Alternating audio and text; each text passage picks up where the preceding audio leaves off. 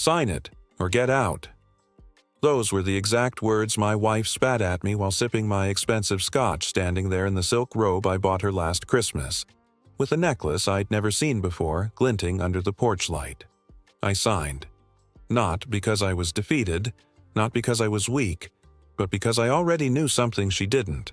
And the moment she poured herself champagne to celebrate, my lawyer was already filing the clause that would turn her little victory into her worst nightmare. Before we dive in, hit that subscribe button, drop a comment telling me where you're watching from, and don't forget to like the video, because this story is about betrayal, precision, and the sweetest kind of justice you'll ever hear. The air smelled like cedar and lake water that evening, a perfect southern twilight. But for me, the world had narrowed to a single folder of papers and the woman who shoved it in my face. Vanessa, my wife of 6 years, didn't sit down. She loomed, glass in one hand, ultimatum in the other, as if her shadow alone could corner me. "Sign the deed, Michael. Quit claim transfer. This house is mine now." Her manicured nails tapped the folder, each click like a countdown. The robe slipped off her shoulder, revealing the necklace. Too new, too bold. Not from me. My stomach tightened, but I didn't flinch. The pages smelled of fresh ink and arrogance. Title: Quit Claim Deed. Page after page, my property, my assets, my boat, even my truck, all listed as if they were bargaining chips in a game I hadn't agreed to play. Vanessa's voice sharpened. "Stop pretending, Michael. You're predictable. Quiet. You'll fold, like always." I stared at the lines, my pulse steady. She thought silence meant surrender. She mistook calm for defeat, but inside, a different kind of fire simmered. Not the kind that lashes out, but the kind that waits, that builds, that chooses its strike. So I signed. Smooth, fast, one stroke after the next. Her eyes widened just for a split second. She wanted a fight. She got compliance instead. That unsettled her more than yelling ever could. I placed my wedding ring on the table beside her glass and left. No suitcase, no dramatics, just the keys, and a plan already in motion. Because what Vanessa didn't know was this. The papers she gave me weren't the only version that existed, and hidden in mine was a clause, one she would trip over herself in less than 24 hours. She thought she won, but by sunrise, her empire would start crumbling from the inside. I wasn't there when she popped the bottle. I didn't have to be. Later, the screenshots, the metadata, and her lawyer's voicemail painted the whole scene like a crime scene reconstruction. 9:14 a.m. Poolside. Vanessa reclined on a lounger with her friend Carrie, sun flashing off oversized sunglasses, a flute of champagne lifted high. "Finally free," she cooed, the words gliding straight into her phone's camera. Then the boomerang. Clink, smile, kiss blown off frame. Harmless if you don't know what you're doing. Damning if you do. She geotagged the house, tagged the lake, captioned it like a confession.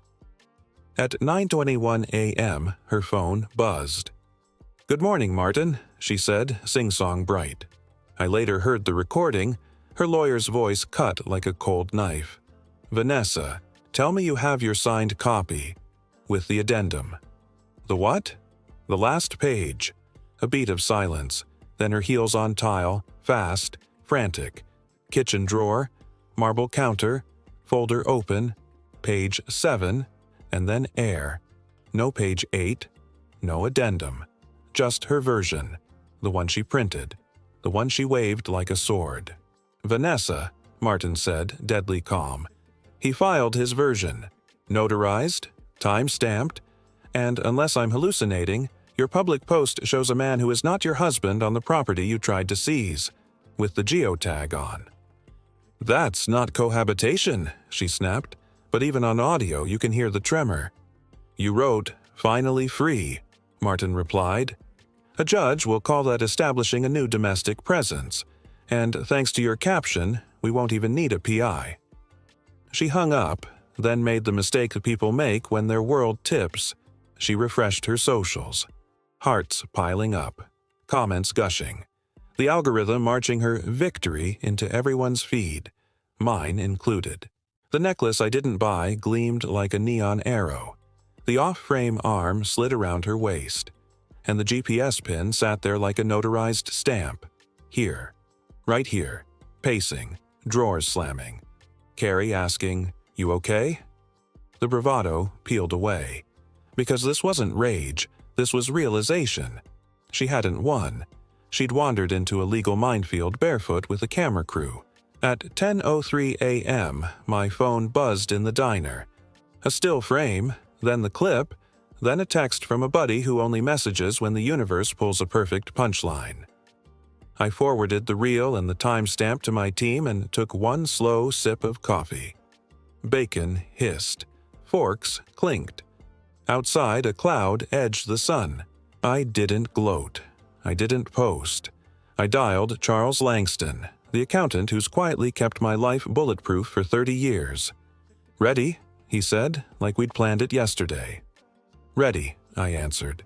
Charles slid the black folder across his oak desk like it was a chess piece. Quiet, deliberate, final. No drama, no monologue. Just one page after another, thick parchment, notarized, dated years before Vanessa ever learned how to spell irrevocable. She thought she'd outmaneuvered me with a stack of papers she barely understood. What she never realized was that this house, my house, wasn't mine to give away in the first place. It belonged to something bigger, colder, smarter. A discretionary trust filed back in 2015, 3 months before I even met her. "Vanessa's barking up the wrong tree," Charles muttered, adjusting his glasses. "She's trying to steal a house that's been locked in Cumberland Trust Holdings for a decade." I leaned back in the chair, the leather groaning softly under my weight. So, all that champagne, all the Instagram posts, are evidence of trespassing, Charles finished with the faintest smirk. The irony cut sharper than glass. She pranced around that lakefront property like a queen, but legally she was nothing more than a squatter with a selfie stick.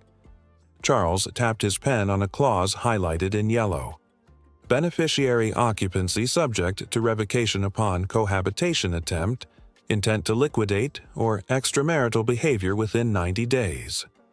Her post wasn't just a mistake. It was the fuse, the match she struck herself. "She won't see it coming," Charles said. "She never did," I answered, and just like that, the first domino tipped. Letters were prepared, filings stamped, digital trails locked in with metadata. Her lawyer, Martin, would receive his copy by certified mail before sunset. By Monday, the county clerk would log the freeze.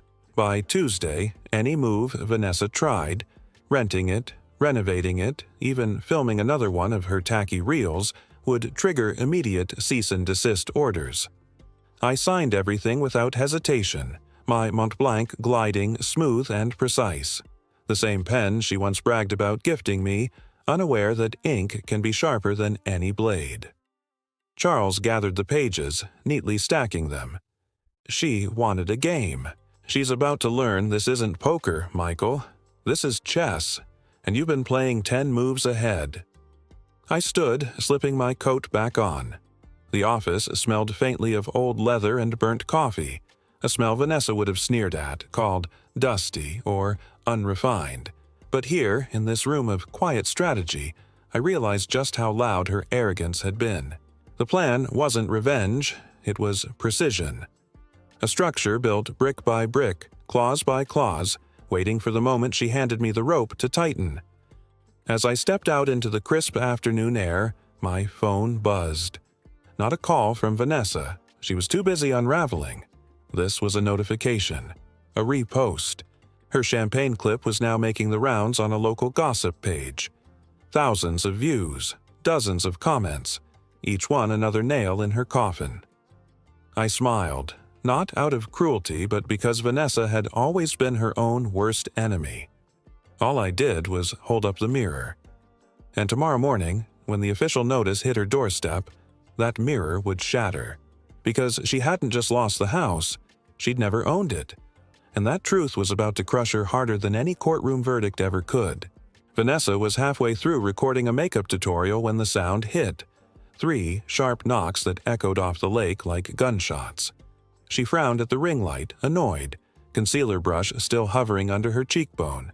Who even knocks anymore? Doorbells were for deliveries. Knocks were for problems. She muttered under her breath, "Probably the champagne delivery," and padded barefoot across the deck, silk robe swishing with every step. Behind her, the camera still rolled, capturing the moment her world cracked open. When she yanked the door wide, she expected chilled bottles and pretty packaging. Instead, 2 men stood stiff as stone. One wore a gray suit with a county seal pinned to his lapel. The other balanced a clipboard like a judge balances a gavel. Neither smiled, neither explained. "Vanessa Doran?" the suited one asked, voice clipped and official. "Yes," she answered, folding her arms, annoyed at their lack of reverence. He handed her an envelope. Thick cream stock, her name typed clean across the front. "Formal notice of property freeze," he said. "Cumberland Trust Holdings. Effective immediately." She blinked, mouth open, but before she could argue, both men turned on their heels and walked away, their silence louder than any insult. Vanessa stared at the envelope like it was alive. Her champagne-fueled bravado slipped as she tore it open, her manicured nails trembling against the parchment. The words blurred at first: revocation, occupancy rights, discretionary trust, clause activation. She skimmed faster until her eyes locked on the line that cut straight through her chest. All transfers are void upon substantiated proof of cohabitation or extramarital intent within 90 days of execution. Her breath caught. The champagne reel, the boomerang video, the one with her laughing in the arms of a man who wasn't Michael, tagged at the lake house, captioned, "Finally free."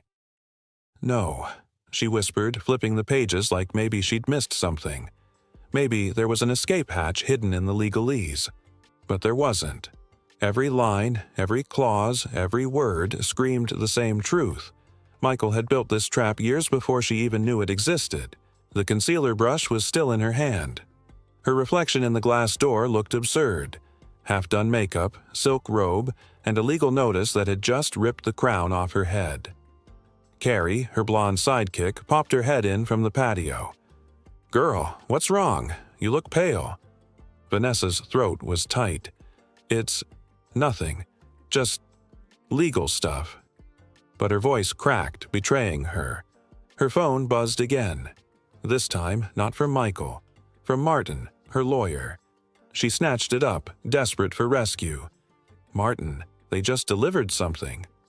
"I know," he cut in, his voice weary. "I've already seen it." Michael filed first, with time-stamped proof. "Vanessa, he's locked you out. Legally. You don't own that house. You never did." Her knees buckled, and for the first time in years, Vanessa couldn't hide behind arrogance. Her empire wasn't crumbling. It had already collapsed, and she had posted the demolition video herself. Vanessa's phone screen spun with that mocking little wheel. Loading, loading, loading. She jabbed her thumb harder, refreshing her Chase app until her nail chipped. When the balance finally appeared, her mouth went dry. $41.50. Not $41,000. Not even $400. $41.52. Yesterday, she'd had nearly $28,000 across her accounts. She'd checked after brunch, tipped the delivery guy through Zelle, even ordered new patio lights. Now, gone. Her breath came in shallow bursts. She switched to the joint account. Closed. Just one word, glaring at her like a neon sign. Closed. Vanessa stumbled back into the kitchen, phone slick in her trembling hands. She opened Amex. Declined. A red notification about unauthorized charges. Unauthorized? Michael had authorized everything. The credit card was in his name. She had just been allowed to play pretend. The phone slipped from her hand and clattered against the marble island. She bolted to the garage, bare feet slapping against the tile. The heavy door creaked open and her scream echoed through the rafters. The Escalade was gone. In its place, taped to the wall with clinical precision, was a single slip of paper. Returned to owner of record, Cumberland Trust Holdings. Effective immediately. Vanessa's knees weakened. She ripped it down, crushing the paper in her fist like it could change reality. She had no car, no credit, no access to cash. Her silk robe suddenly felt like a costume for a play that had already closed. Behind her, a voice cut through the silence. "Babe, where's the SUV?" Her new boyfriend, tan, gym-fit, clueless, walked in from the dock holding the half-empty champagne bottle she bought with what used to be her money. He glanced around, confused. "Did you move it?" Vanessa didn't answer. She just stared at him, her lips trembling. How could she explain? How could she make him understand that the man she mocked as boring had dismantled her life like a surgeon with a scalpel? Precise, silent, merciless. Her phone buzzed again on the counter. This time, an email from her biggest client, Judith Sinclair. The subject line froze her blood. Postponing the remodel. The body was worse. Given recent legal issues associated with your property, we believe it's best to delay the Master Suite project indefinitely. Thank you for your understanding. No emojis, no warmth, just a guillotine blade disguised as courtesy. Vanessa's chest tightened. She opened Instagram, desperate for distraction. Instead, she found the nightmare growing. Her champagne video reposted by a local account, paired with county property records showing the freeze notice. Thousands of views. Hundreds of comments. Some laughed, others pitied, but all agreed on one thing. She wasn't a homeowner. She was a squatter. Her hand shook as she shut the app. The walls of the lake house felt closer, the air heavier. This wasn't just a freeze on her assets, it was a freeze on her identity. Michael hadn't just taken back what was his, he pulled the rug from under her entire image, and the world was already watching her fall. By noon, Vanessa's phone was buzzing non-stop, but not with new clients, not with collaborations, not with praise. It was buzzing with cancellations, whispers, and pity, disguised as politeness.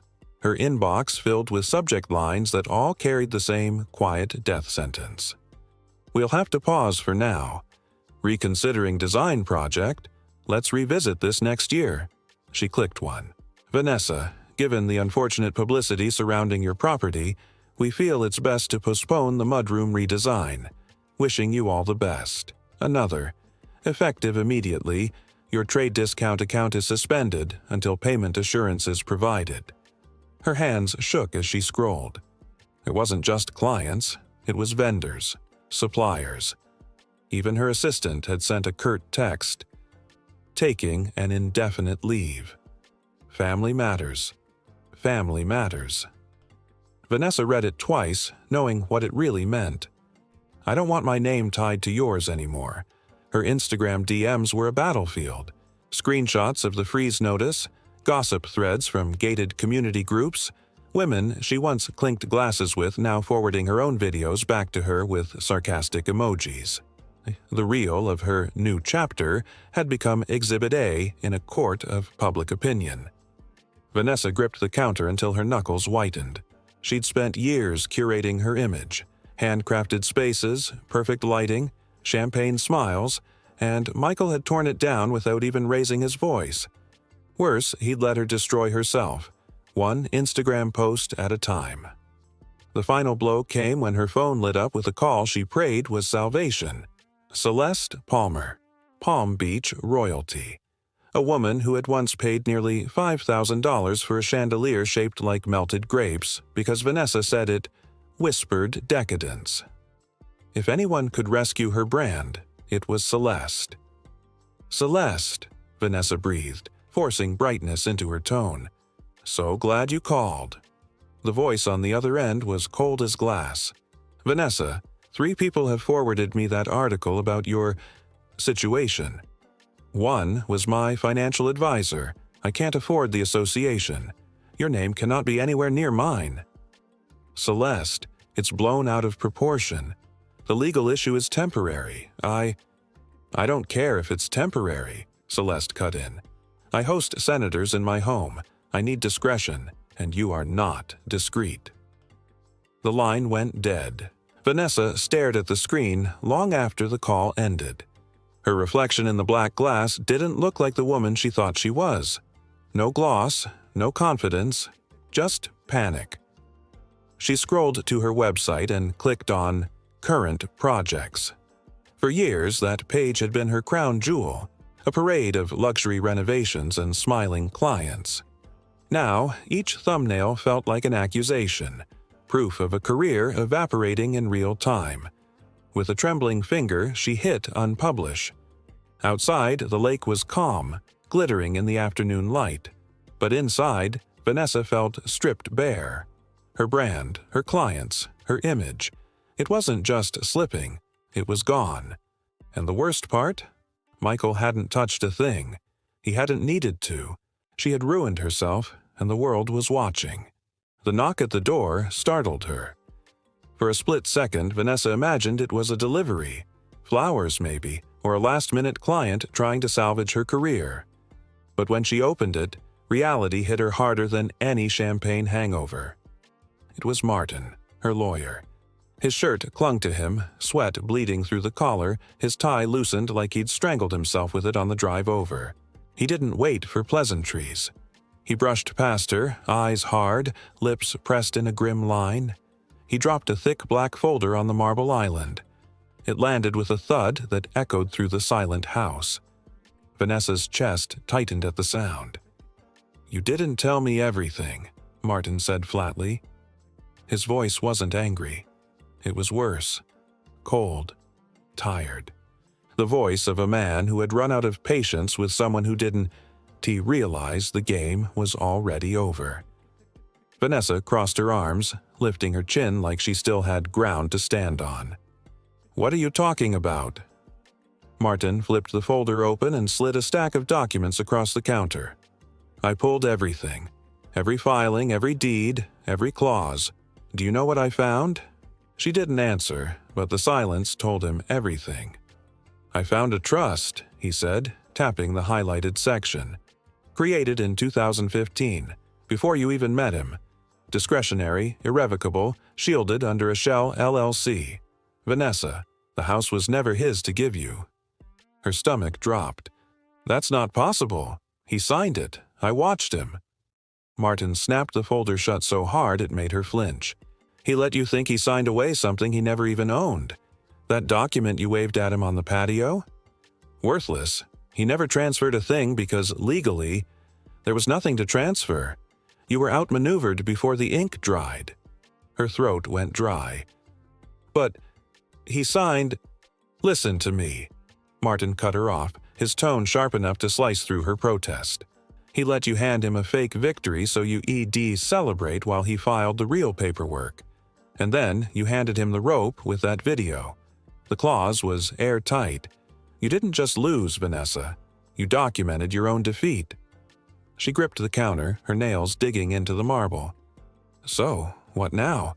Martin leaned back, his eyes heavy with something close to pity. "Now? He gets everything. He always had everything. You were just visiting." The words hit harder than any slap. Her knees buckled and she sank into the chair across from him, mascara smudged in the corner of her eye, mouth half open like she wanted to argue. But nothing came out.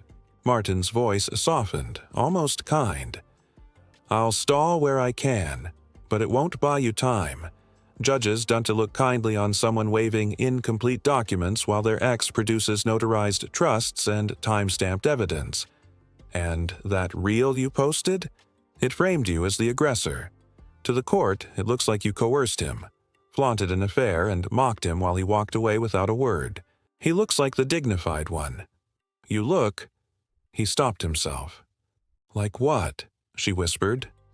Martin's eyes met hers, steady and unflinching. Like a fraud who thought she was clever. The silence that followed wasn't loud or explosive. It was surgical, precise, just like Michael's plan. The morning started with silence. Not the comforting kind, but the suffocating silence that presses against your chest, reminding you that the world has shifted, and not in your favor. Vanessa sat at the marble island, the freeze notice spread before her like a death certificate. Her phone vibrated across the counter. She lunged for it, desperate for an ounce of control. The screen glowed with a notification from her bank app. She opened it, fingers trembling. Error. Try again later. She refreshed once, twice. On the third attempt, the numbers stared back at her. Numbers that made her throat tighten until she could barely breathe. $41.52. Yesterday, it had been over $28,000. She refreshed again, praying it was a glitch. It wasn't. The joint account, closed.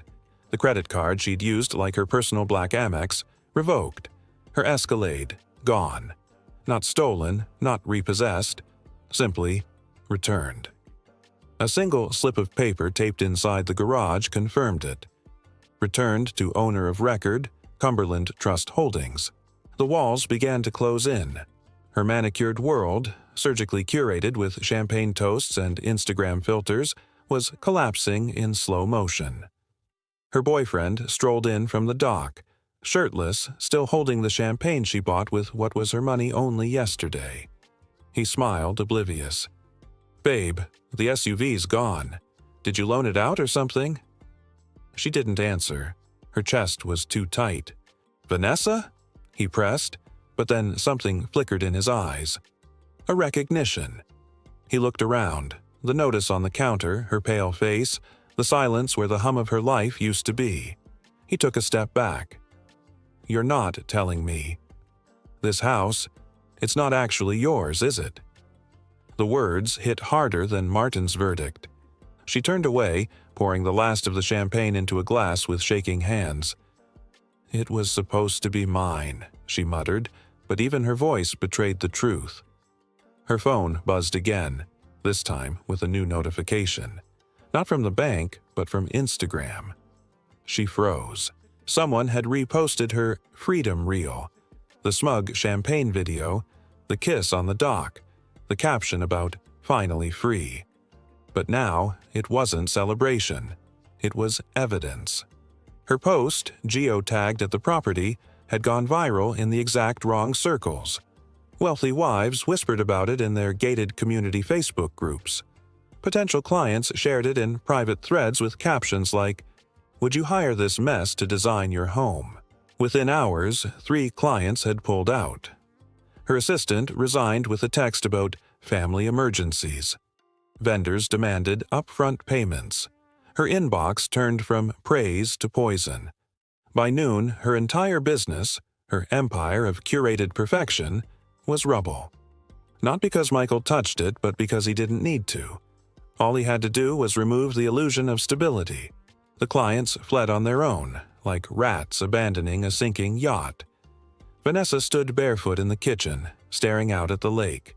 The same lake where she thought she'd secured her throne. But Michael had built the stage, written the script, and left her to choke on her own performance. The champagne tasted bitter now, metallic, almost mocking. She gripped the glass tighter until it threatened to shatter. For the first time, the thought landed, sharp and merciless. He never fought me. He never raised his voice. He never argued. He just waited. And when he struck, it was surgical. Silent. Devastating. By dawn, Vanessa still hadn't slept. Her eyes were swollen, her champagne bottle empty, and her phone screen littered with unanswered calls. She scrolled through her emails again, hoping, praying, that one client had changed their mind. Instead, the subject lines all read the same. Postponing our project. Reconsidering our contract. Unable to continue at this time. She slammed the laptop shut, heart hammering. The silence of the house mocked her. She tried to reassure herself. It's temporary, it's just gossip. But deep down, she knew the truth. Gossip in her world wasn't just talk. It was a guillotine. Then it happened.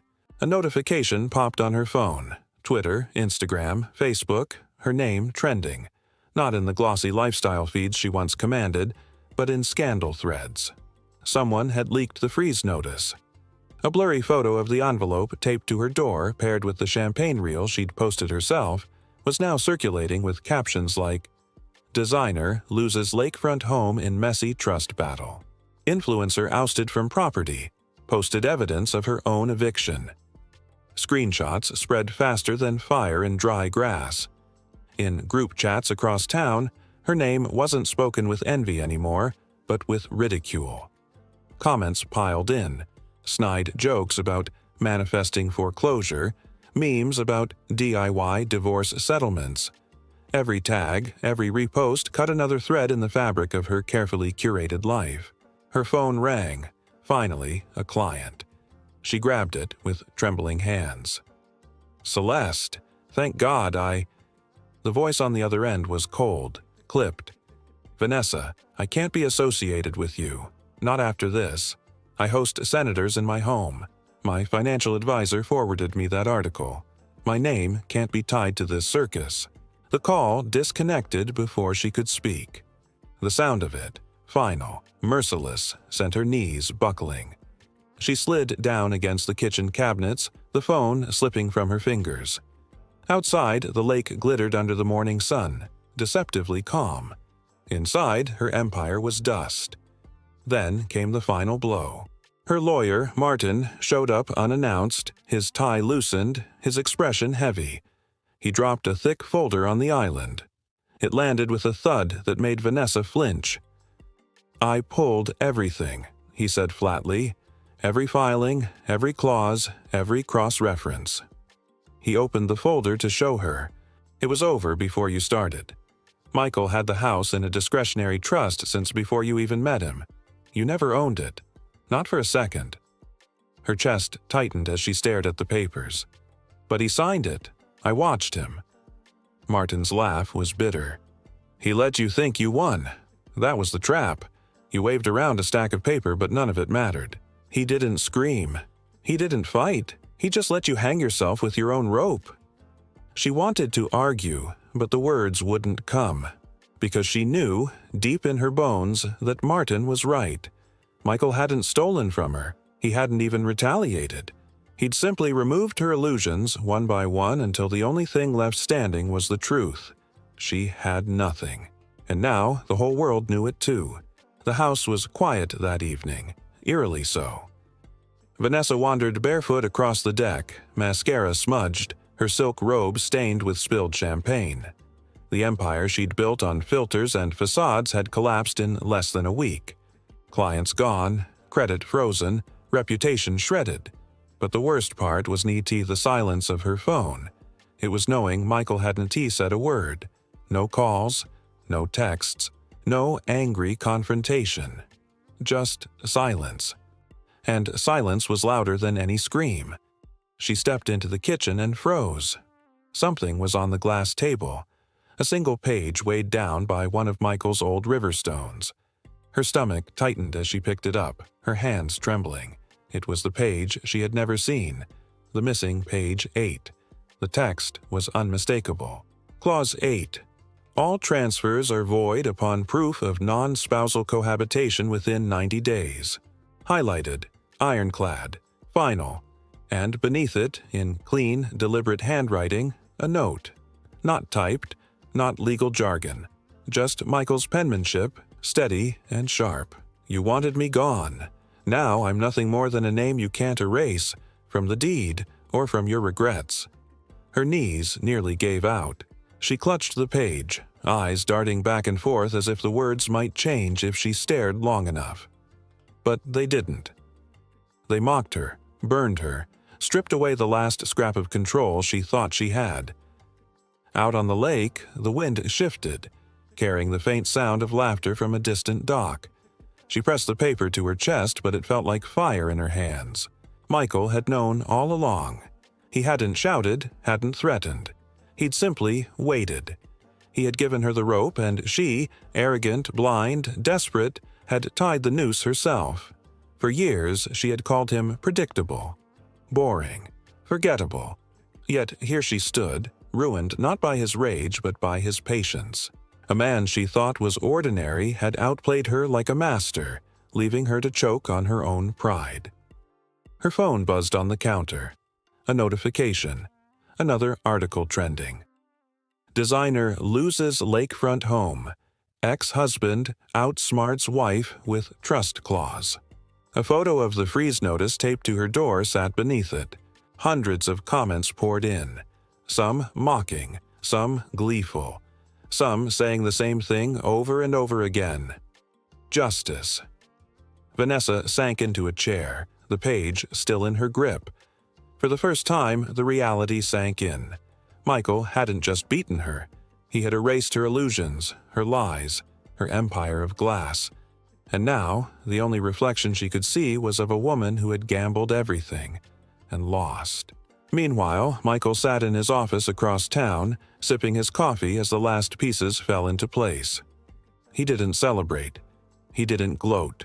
He just closed the file with her name on it, slid it into the drawer, and let out a slow, steady breath. The war was over, and for the first time, he felt free. Sometimes revenge doesn't come with shouting matches or broken glass.